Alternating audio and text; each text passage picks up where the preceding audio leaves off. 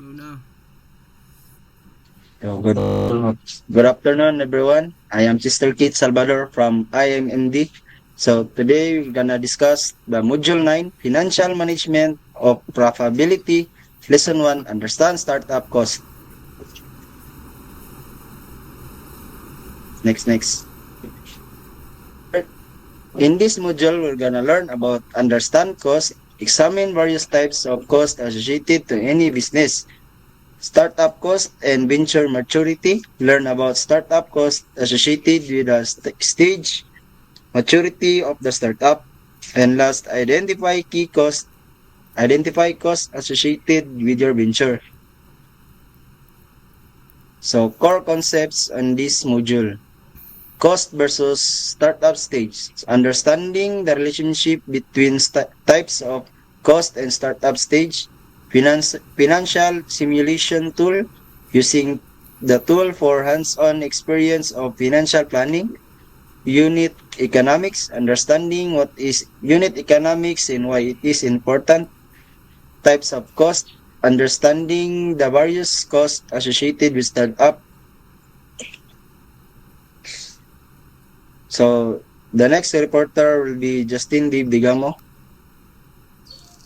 Concept Introduction Session. How much pack how much pocket money do you get per month? 3,000 to 4,000 pesos. By what date does it get over? Usually 1k per week. What do you do after that? I try to save little early, but when it runs out, I limit my spending. How much money do you owe your friends? Around 200 pesos, but I always make sure to pay it back next payday. What are the various costs that IMMD will incur?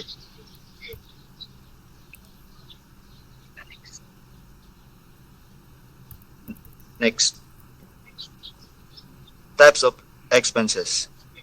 First is direct cost, design, prototyping, and testing. Next is indirect cost, hardware assembly and software integration. Third is capital expenditure, installation training and maintenance. And the last is operating cost, upgrades, energy use, and technical support. Types of cost. Break down your cost. Separate one-time from ongoing expenses. Further categorize by cost type, marketing, equipment, and rent. Factor in contingencies. Unexpected expenses are inevitable. Add a 20% buffer to your total estimate but for emergencies or unforeseen adjustments. Seek professional help.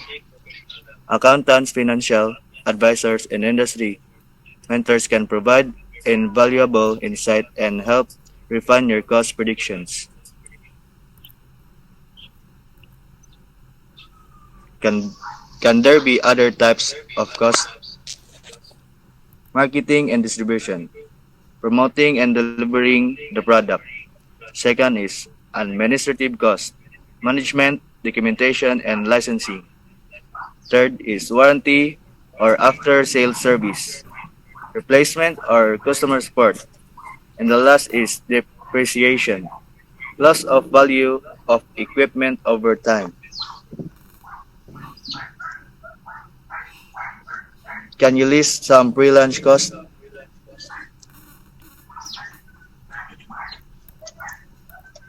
Typical pre-launch costs: R&D, market research, product development, prototyping, and testing. Business and business formation, legal fees, registration, insurance, and permits.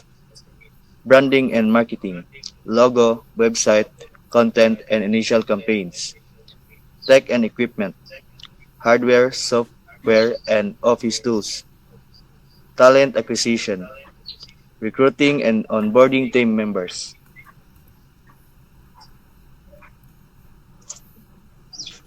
Can you list some at-launch costs?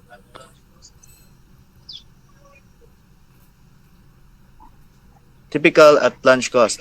Number one is marketing and advertising. Promoting the IMMD system through ads, demos, and trade shows. Number two is inventory and production. Purchasing sensors, displays, and components for initial units. The third is website and platform launch. Setting up the online monitoring platforms and product websites. Number four is events and promotions. Hosting demo, events, and offering lunch discounts. And number five is professional services. Hiring engineers or consultants for testing and certification.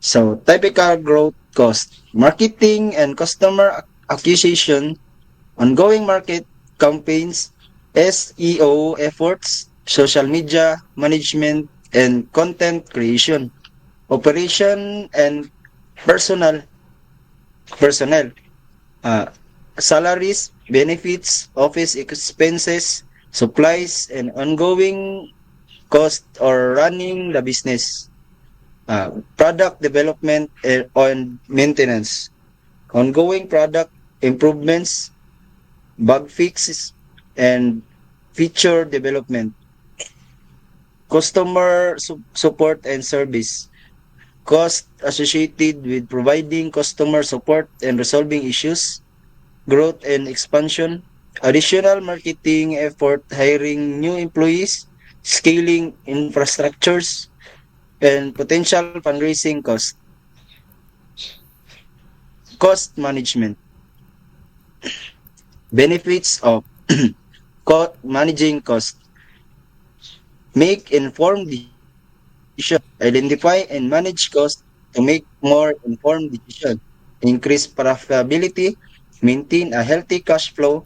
Reduce unnecessary expenses to increase profitability. Reduce expenses. Identify areas where expenses can be reduced without impacting quality. Be competitive. Manage cost effectively to offer product or services at more competitive prices. Do's of managing cost. Break down your cost. Separate one-time from ongoing expenses. Further categorize by cost type. Factor in contingency. Unexpected expenses are inevitable. Add a 20% buffer to your total estimate for emergency and or unforeseen adjustments. Seek for professional help. Accountants, financial advisor, and industry mentors can provide invaluable insights and help refine your cost prediction. Don'ts of managing cost. Do not underestimate the cost. This is a recipe for disaster. Hope for the best, prepare for the worst. Assume higher prices, longer timelines, and potential setbacks in your calculations. Don't rely on guesswork. Don't just pull numbers out of thin air. Research, compare quotes, and get concrete data to back up your cost estimates.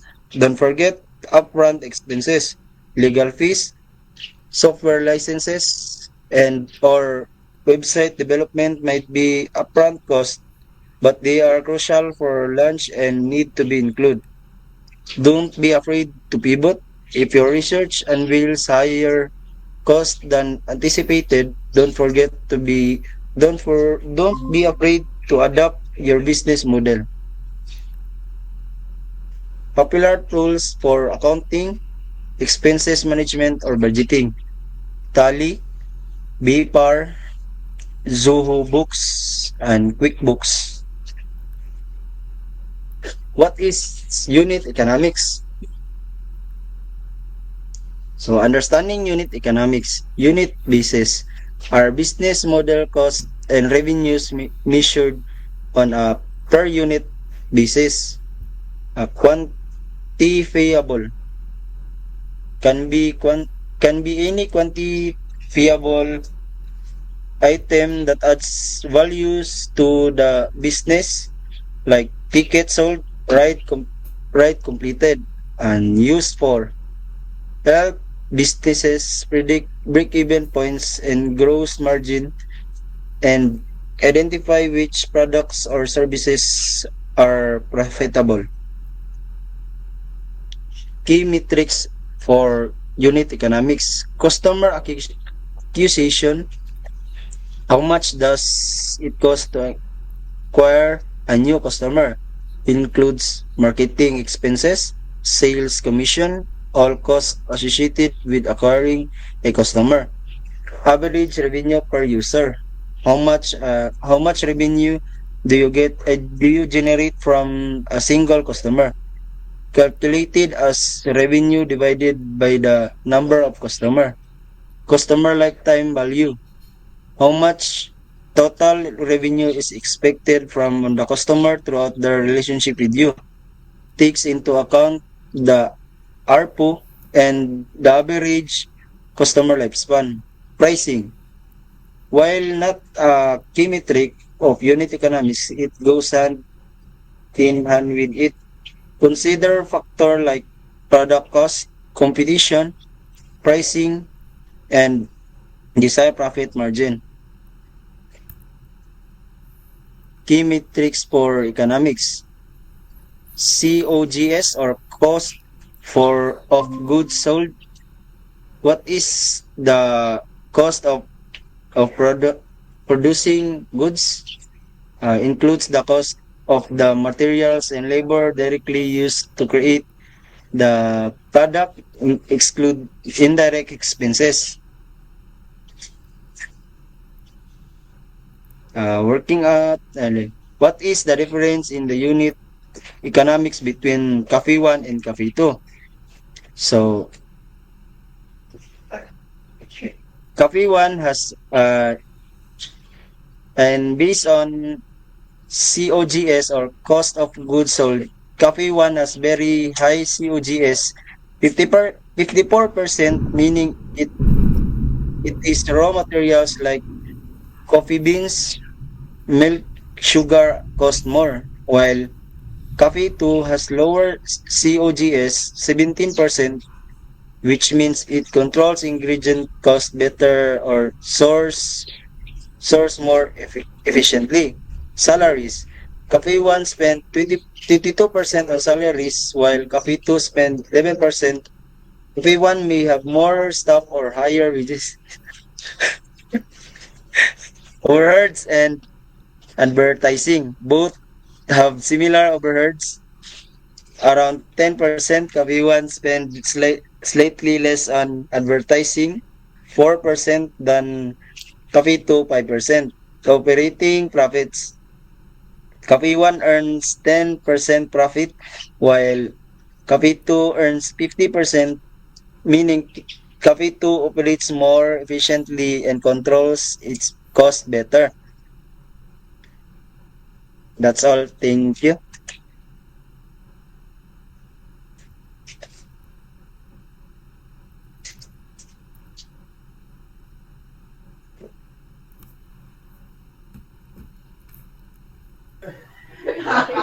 So to continue on our report, this is 9.2, financial management for profitability. Next.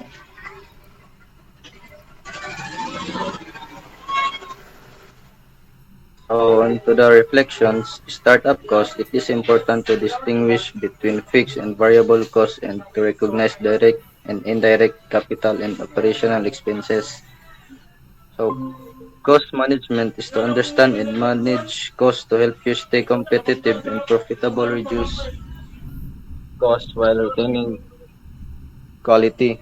And in unit economics, we learn how unit economics can predict break-even points in gross margins and identify which product or services are profitable. And financial tool is an example of how financial management plays out in a startup using the tool and learn how to leverage its various components to manage costs.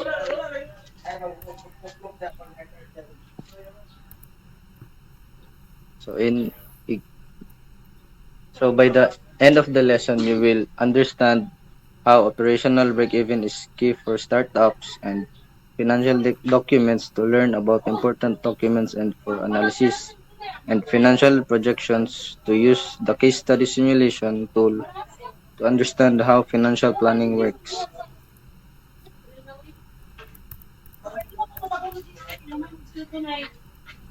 So in the core concepts in this module, you will know the operational break-even and understand why this is a magic number for startups and financial documents. What are the documents for financial planning and analysis? And financial planning, how does a company do the planning? So, and the concept introduction of operational break-even. So, how did the integrated motor monitoring display help in monitoring motor performance? So, our product is designed to help industries monitor electric motor performance, including parameters like temperature, vibration, and current in real time. By doing this, the system helps detect potential issues early, preventing costly downtimes and improving efficiency. Next. So onto the team challenge. So our challenge is to analyze the operational break-even point for this product. In this scenario, you are developing an integrated monitoring display for an industrial setup. You need to analyze how effectively your system monitors and reports motor performance. So we assume we're developing an IMMD unit with a total development cost of 6,000 pesos. Each unit, including hardware, wiring, and calibration, costs 3,000 to produce. The cover cost is how many units would we need to sell to cover our total development costs.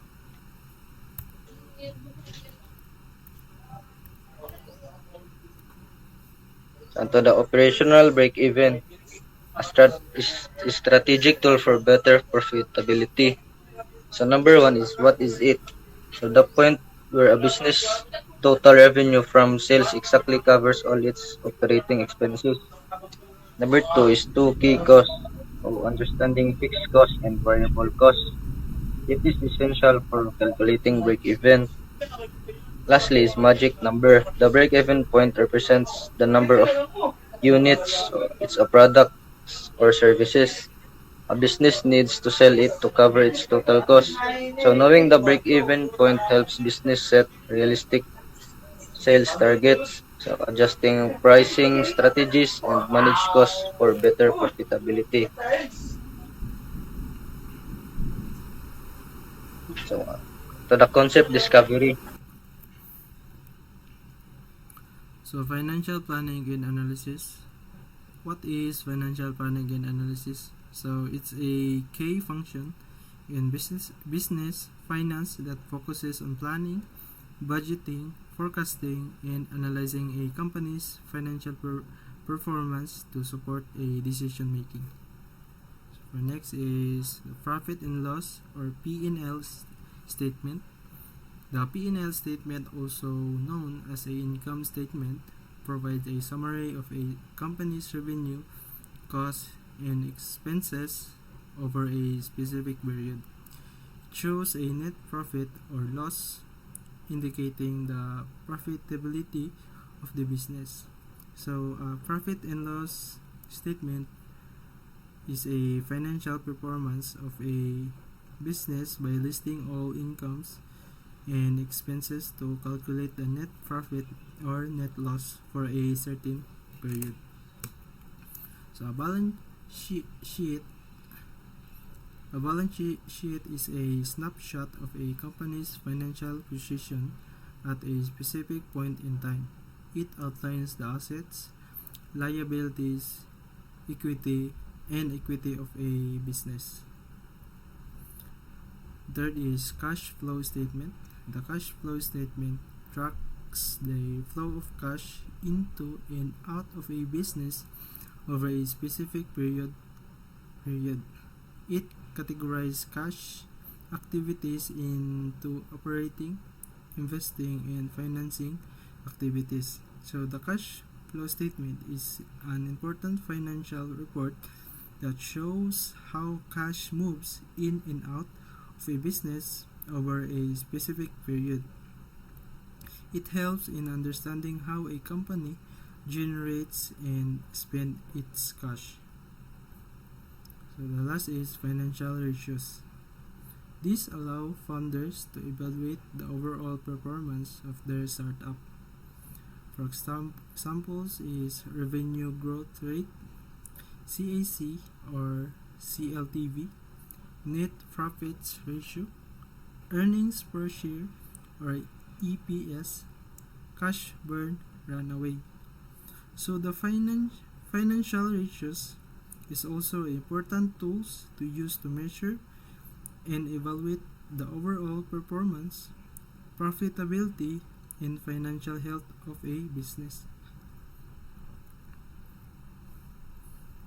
So next is use the simulation tool to optimize the system performance. So the set one constraint is the first is the max production cost per unit is 3,000. Testing duration per unit is 2 hours. Power consumption limit is 15 watts. Sensor accuracy is plus minus 5%. Display refresh rate is 2 updates or seconds. Unit product produced in months is 5. Max performance improvement rate is 5%. For the analysis, set number 1 focuses on keeping production costs and power consumption low. However, this comes with limitation in accuracy and performance. The longer testing duration may also affect the production efficiency. This setup is ideal for team prioritizing the cost efficiency and energy saving over a high performance. The set number 2 is the first is max production cost per unit is 3,500. Testing duration per unit is 1.5 hours. Power consumption limit is 20 watts. Sensor accuracy is plus minus 3%. Display refresh rate is 3 updates or seconds.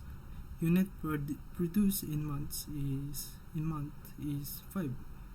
Max performance improve rate is 10%. So set number 2 allows a higher production cost and power consumption, resulting in better performance and accuracy. The shorter testing duration also improve productivity. This configuration target higher system performance and accuracy improvement, though it requires more energy and higher expenses. So, if we compare these two, which is the balancing performance, cost, and energy efficiency, the set number 1 is more cost efficient but sacrifices a speed and precision. The set number 2 provides better performance and accuracy but at the cost of higher energy use and production expenses. So we must use the simulation tools to analyze which setup yields the most optimized result depending on the project goals. So the next is overview of a financial management. So this is the benefits of a financial management. The first is realistic projection. For startup income, the expenses is which is hiring the profitability. The compliances is stay compliant with tax regulation, reporting requirements, and other financial regulation. Third is financial control. Avoid overspending and inefficient resource allocations. Number four is investor confidence. Investors prefer a strategic approach to achieving financial success. So the overall learning objective for today is financial planning is requires a deep understanding of external or competitors and internal or marketing factors. Approach need a iterative approach to find the right balance between growth and profitability. Financial projections, detailed and realistic financial projections are crucial for attracting investors and securing funding. Growth strategy, financial planning and projection is influenced by growth and strategy. And that's all. So our idea is through the IMMD simulation, the student I will learn that optimizing a system involves a finding the right balance and among cost, energy, efficient, and performance. But both set have a advantage and disadvantage, and the optimal choice depends on the desired priorities of the project. That's all. Thank you.